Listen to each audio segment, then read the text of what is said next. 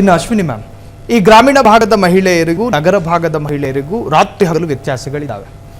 ಆರೋಗ್ಯವಂತವಾಗಿ 4 ಹೆತ್ತರು ಕೂಡ ಗಟ್ಮುಟ್ಟಾಗಿ ಬರುತ್ತೆ. ಈ ಗ್ರಾಮೀಣ ಭಾಗದ ಮಹಿಳೆಯರು ನಡ್ಕೊಂಡು ಬರೋದು ನೋಡ್ಬೇಕು ನೀವು. ಆದ್ರೆ ನಗರ ಭಾಗದ್ದು 2 ಹೆತ್ತ ನಂತರನೇ ಒಂದು ತರಹ ತ್ರಾಣ ಕಳ್ಕೊಂಡವ್ರ ಹಾಗೆ. ಸೊ ಈ 2 ಭಾಗದ ಮಹಿಳೆಯರ ವ್ಯತ್ಯಾಸಗಳನ್ನು ಹೇಳೋದಾದ್ರೆ ಮೇಡಮ್.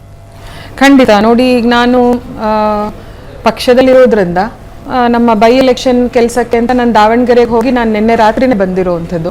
ಸೊ ನಾವು ಕಳೆದ 15 ದಿನಗಳಿಂದ ಗ್ರಾಮೀಣ ಭಾಗಗಳಲ್ಲಿರುವಂಥ ಮಹಿಳೆಯರ ಜೊತೆ ಕೆಲಸ ಮಾಡಿ ಬಂದಿರೋದು. ನಾನು ಅಲ್ಲೇ ಅನ್ಕೊಳ್ತಾ ಇದ್ದೆ, ಸಂಜೆ ಅಷ್ಟೊತ್ತಿಗೆ ಮಧ್ಯಾಹ್ನ ಅಷ್ಟೊತ್ತಿಗೆ ನಮ್ಗೆ ಆ ಬಿಸಿಲಿಗೆ ಇದಕ್ಕೆ ಸಾಕಾಗಿ ಹೋಗಿ ಎಲ್ಲಿ ಎಸಿನಲ್ಲಿ ಕುತ್ಕೊಳ್ತೀವ ಅನ್ಸೋ ತರ ಆಗ್ತಿತ್ತು. ಆದ್ರೆ ಅವ್ರುಗಳು ಮೇಡಮ್ ನಡಿರ್ಲಾ ಏನು ಕೂತಿರಿ ನೀವು, ನಡೀರಿ ಹೋಗೋಣ, ನೀರ್ ಕುಡೀರಿ, ನಡೀರಿ, ತ್ರಾಸಾಗ್ತಿತ್ತ ನಿಮ್ಗೆ, ಹೀಗೆ. ಸೊ ಎಷ್ಟು ಸ್ಟ್ಯಾಮಿನಾ ಇದೆ ಅವ್ರಿಗೆ, ಎಲ್ಲ ಕೆಲಸಗಳು ಅವರೇ ಮಾಡಿ. ಅವ್ರು ಹೇಳಿದ್ರು ಅಡಿಗೆ ಮಾಡಿ ಮನೆ ಕೆಲಸ ಎಲ್ಲ ಮಾಡಿ ಅವರು ಅಲ್ಲಿಗೆ ಬರ್ತಾ ಇದ್ದಿದ್ದು ಕ್ಯಾನ್ವಾಸಿಂಗ್ಗಾಗ್ಲಿ ಮನೆ ಪ್ರಚಾರಕ್ಕಾಗ್ಲಿ ಹೋಗೋದಕ್ಕೆ.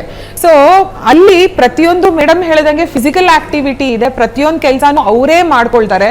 ಆದ್ರೆ ನಮಗೆ ಇಲ್ಲಿ ಸಿಟಿಗಳಲ್ಲಿರೋರ್ಗೆ ಏನಾಗಿದೆ ಅಂತಂದ್ರೆ ಎಲ್ಲದಕ್ಕೂ ಮೆಷಿನ್ಗಳು, ಒಂದು ಬಟ್ಟೆ ಒಗೆಯೋದಕ್ಕಾಗ್ಲಿ, ಒಂದು ಗುಡಿಸೋದಕ್ಕಾಗ್ಲಿ, ಅಡಿಗೆಗಾಗ್ಲಿ, ಪಾತ್ರೆ ತೊಳೆಯೋಕ್ಕೂ ಮೆಷಿನ್, ಆಮೇಲೆ ಕೆಲಸದವರು. ಸೊ ನಾವು ಎಲ್ಲಾನು ಒಂಥರ ಆರ್ಟಿಫಿಷಿಯಲ್ ಆಗಿ ಬದುಕ್ತಿದೀವಿ. ಮತ್ತೆ ಇನ್ನೊಂದೇನಂದ್ರೆ ಸಾಫ್ಟ್ವೇರ್ ಇಂಡಸ್ಟ್ರಿ ಬಂದ್ಮೇಲಿಂದಂತೂ ಎಲ್ಲಾನು ಕಂಪ್ಯೂಟರ್ ಅಂಡ್ ರೋಗ ಬರ್ಲಿಕ್ಕೆ ಅರ್ಧ ರೇಡಿಯೇಷನ್ಸೇ ಕಾರಣ. ಸರ್ವೈಕಲ್ ಕ್ಯಾನ್ಸರ್, ಈಗ ಅದಕ್ಕೂ ಚುಚ್ಚುಮದ್ದು ಬಂದಿದೆ. ಸೊ ಪ್ರತಿಯೊಂದು ಹಾಳಾಗಕ್ಕೆ ಯಾಂತ್ರೀಕರಣ ಏನಂತೀವಿ ನಾವು, ಮಾಡರ್ನೈಸೇಷನ್, ವೆಸ್ಟರ್ನೈಸೇಷನ್, ಇದರಿಂದಾನೇ ಬರ್ತಾ ಇರೋದು. ಇಲ್ಲಿನ ಹೆಣ್ಣು ಮಕ್ಕಳು ತುಂಬಾ ಈ ನಡುವೆ ಜಂಕ್ ಫುಡ್ ತಿನ್ನೋವಂಥದ್ದು, ಹೊರಗಡೆ ತಿನ್ನೋದು. ನಾವು ಡಬ್ಬಿ ಪ್ಯಾಕ್ ಮಾಡ್ಕೊಡ್ತೀವಿ ಅಂದ್ರೆ ಮಕ್ಕಳು ಅಮ್ಮ ಬೇಡಮ್ಮ ನಾವು ಕ್ಯಾಂಟೀನಲ್ಲಿ ಗೋಬಿ ತಿನ್ಬೇಕು, ಅದು ತಿನ್ಬೇಕು, ಇದು ತಿನ್ಬೇಕು.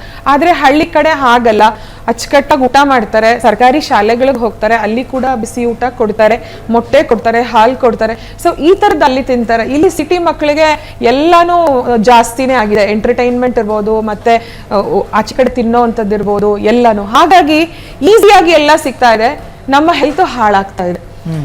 ಅಲ್ಟಿಮೇಟ್ಲಿ ಅಷ್ಟೇ, ಫಿಸಿಕಲಿ ನಾವು ಎಷ್ಟು ಆಕ್ಟಿವ್ ಆಗಿರ್ತೀವಿ ಅಷ್ಟು ನಮ್ಮ ಹೆಲ್ತ್ ಚೆನ್ನಾಗಿರುತ್ತೆ. ಸೊ ಇದನ್ನ ನಾನು ನೋಡಿ ಬಂದಿದ್ದೀನಿ, ಪ್ರೂಫ್. ನೋಡ್ತಾ ಇದ್ರೆ ಖುಷಿ ಪಟ್ಟಿರ್ತಾರೆ ಇಷ್ಟೊತ್ತಿಗೆ.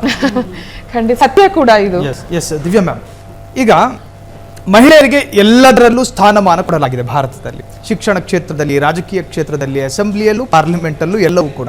ಎಲ್ಲೋ ಒಂದ್ ಕಡೆ ನಿಮಗೆ ಹೆಣ್ಣಾಗಿ ಅನ್ನಿಸ್ತಾ ಇದೆಯಾ ನಮಗೆಲ್ಲೋ ಒಂದು ಸಮಾನತೆಯ ಕೊರತೆ ಇದೆ ಅಂತ? ಸಮಾನತೆ ಅಂದ್ರೆ ಖಂಡಿತ ನೀವು ಹೇಳ್ದಾಗೆ ಸಾಕಷ್ಟು ಎಲ್ಲ ಕಡೆನೂ ಕೂಡ ತುಂಬಾನೇ ಎಕ್ಸ್ಪೋಜರ್ ಸಿಕ್ಕಿದೆ ಹೆಣ್ಮಕ್ಳಿಗೆ.